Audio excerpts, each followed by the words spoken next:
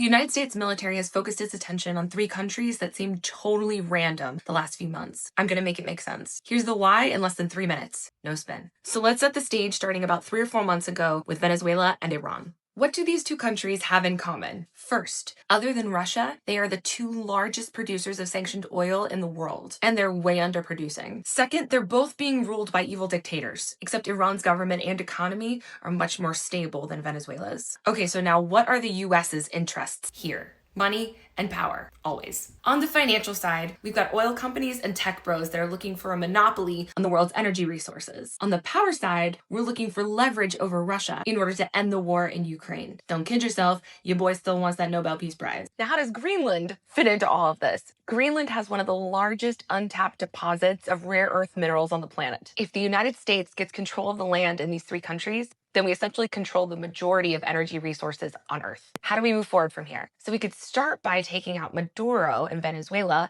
and taking over the oil production there. And we could do the same thing in Iran, take out the Ayatollah and seize the oil production there. If the US controls oil production for Russia's top two competitors, then we can flood the market with oil, charge next to nothing for it, and force Russia's oil prices way down. Boom, leverage over Russia. Only here's the problem. Venezuela, Iran, and Greenland don't belong to us. So how do we justify breaking our way in? So let's take one at a time. Greenland, we tried a couple of narratives, national security, China, Russia, a bunch of fear-based tropes, but none of them really worked because Greenland was like, come in and cut whatever business deal you like. We don't care. We just want to maintain our sovereignty. Plus, our allies got super pissed and were not backing us up. So Trump decided we're just going to shelve this idea for the time being and see what else we can accomplish. In Venezuela, after years of protests, millions of people have already left the country and they essentially have a failed economy and government infrastructure. Plus, Trump has spent years telling the American public that Maduro is the head of a cartel. We can call it liberation for the people in Venezuela, payback for the people in America who've lost loved ones to drugs. Trump will score some points back with the Latino community that he's just lost as a result of domestic immigration efforts. And Trump will be a friggin' hero. Boom. Next. But the next aren't so easy. Iran is more stable than Venezuela, so it's much more difficult to justify an invasion there. So what does the US do? In December of 2025,